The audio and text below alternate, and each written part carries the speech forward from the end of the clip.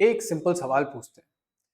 अगर आपका सामान इंडिया आ रहा हो और बीच समंदर में कोई कंट्री उस शिप को रोक ले, तो क्या ये सिर्फ एक मैरीटाइम इंसिडेंट है या फिर ये एक तरीके का ग्लोबल जियोपॉलिटिक्स का डायरेक्ट इम्पैक्ट है?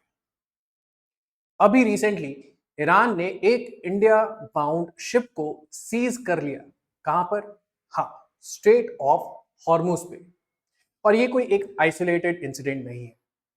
इसके पीछे एक बहुत बड़ा गेम चल रहा है, that is US versus Iran, war like situation and global shipping पर एक तरीके का प्रेशर।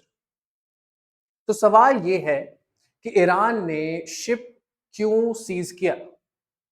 इंडिया का इसमें रिस्क क्या है? और ये सिचुएशन क्या और ज्यादा डेंजरस हो सकती है?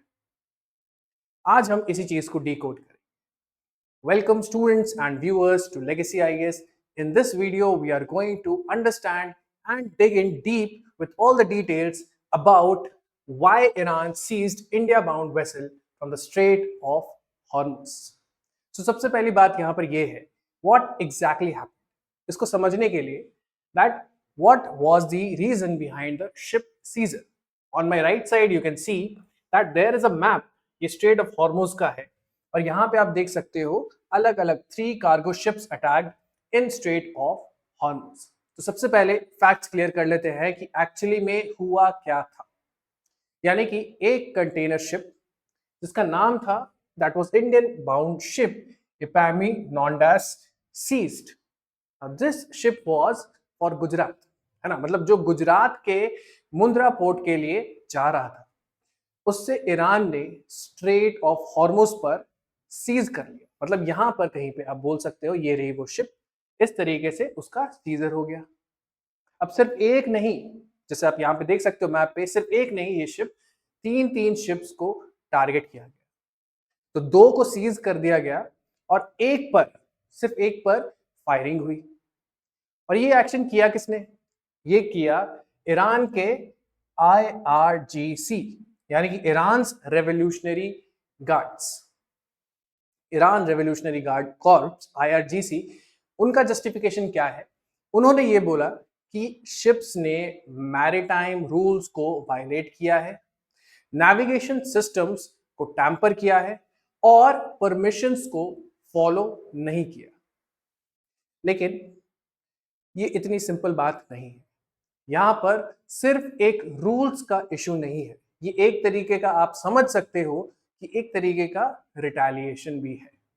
अब इसको समझने के लिए कि ये रिटेलिएशन आखिर ईरान ने दिया क्यों, that is why did Iran do this.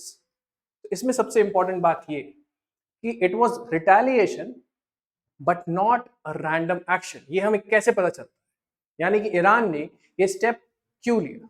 अगर आप देखोगे इधर, यूएस सीज्ड इरानियन शिप्स, मतलब कि यूएस का एक्शन, मतलब रीसेंट वीक्स में आप खबर अगर देख रहे होंगे तो रीसेंट वीक्स में यूएस ने ईरान के ऑयल टैंकर्स को सीज किया और सिचुएशन जो था वो एक ब्लॉकेड टाइप सिचुएशन क्रिएट कर दिया। तो इसमें ईरान का रिस्पांस क्या था? ईरान का एक काउंटर रिस्पांस था। ईरान का काउंटर रिस्पांस था ये कि वो डायरेक्ट वॉर नहीं कर सकता लेकिन प्रेशर क्रिएट कर सकता है ना। मतलब ईरान ने ये सोचा कि हम अगर डायरेक्ट वॉर नहीं कर सकते हैं, may be war by other means is something that we can go for. मतलब कि प्रेशर तो हम भी क्रिएट कर सकते हैं। और वो कैसे? वो इस तरीके से कि आप शिपिंग रूट को कंट्रोल करें। नेक्स्ट, हॉर्मुज कंट्रोल जोन, मतलब स्ट्रेट ऑफ हॉर्मुज। अब ये दुनिया का सबसे क्रिटिकल चोक पॉइंट है। यहां पे अगर आपको बता दें तो 20% ग्लोबल ऑयल यहां से ही पास होता है। तो ईरान क्या कर रहा है? ईरान ये मैसेज भेज रहा है यूएस की तरफ कि अगर आप हम पर प्रेशर डालोगे तो हम ग्लोबल सप्लाई को डिस्टर्ब कर देंगे and this is very well under my control and therefore I am going to counter response to your seizing of my ships. मतलब कि सिंपल लाइन ये है कि ये सीजर नहीं है है ना। ऐसा नहीं आप बोल सकते हो कि बस एक सीजर था, रूल्स फॉलो किए जा रहे थे। It is also a signal to the global order. अब नेक्स्ट चीज जो हमारे लिए काफी इंपॉर्टेंट है, that is why India is vulnerable, है ना। What is the risk for India, सबसे क्रिटिकल पार्ट, मतलब कि इंडिया के लिए रिस्क क्या है। तो आप देखोगे India heavily dependent on gulf oil, यानी कि एनर्जी डिपेंडेंस। मतलब इंडिया का जो मेजर क्रूड ऑयल है वो कहां से आता है, वो मिडिल ईस्ट से ही आता है। और वो आता कैसे है, it is through straight of Hormuz itself. मतलब कि जो चोक पॉइंट था, जो कि 20% ग्लोबल ऑयल सप्लाई के लिए रिस्पॉन्सिबल था, वो सप्लाई जो है वो इंडिया के भी एनर्जी सिस्टम्स में फीड करता है। Next, Hormuz with major imports, मतलब एक तरीके का आप समझ सकते हो कि डायरेक्ट इंपैक्ट है। और रीसेंट इंसिडेंट्स इसको वेरीफाई भी करते हैं कि इंडिया फ्लैग शिप्स पर अटैक हुआ है और इंडिया ने भी कंसर्न रेज किया। मतलब इसका मतलब ये है कि ये सिर्फ ग्लोबल इशू नहीं है, ये इंडिया का डायरेक्ट इकोनॉमिक रिस्क है। Next, Indian ships targeted earlier as well, and then energy security threat, मतलब कि सप्लाई डिसरप्शन। अगर अगर स्ट्रेट ऑफ हॉर्मूज अनस्टेबल हो गया तो ऑयल सप्लाई स्लो होगी, प्राइसेस बढ़ जाएंगे, इन्फ्लेशन इंपैक्ट करेगा।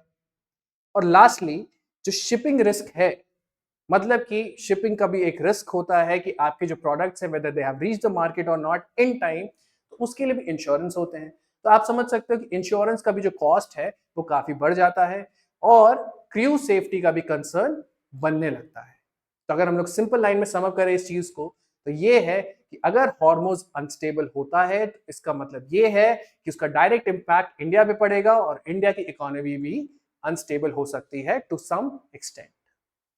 नाउ अब हमने इंडिया के बारे में और उसके रिस्क के बारे में समझा। Now let us try and understand what is the bigger geopolitical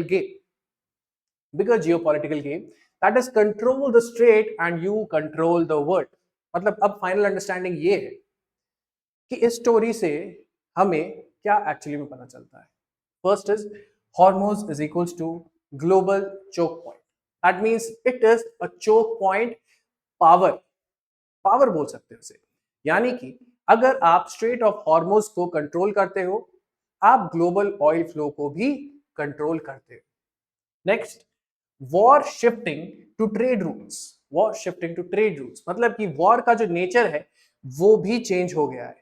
अब वॉर सिर्फ मिसाइल से नहीं होता, सप्लाई चेन से होता है, ट्रेड रूट से होता है। और ये बहुत इंपॉर्टेंट पार्ट है ईरान के स्ट्रेटजी का। Iran using leverage very smartly.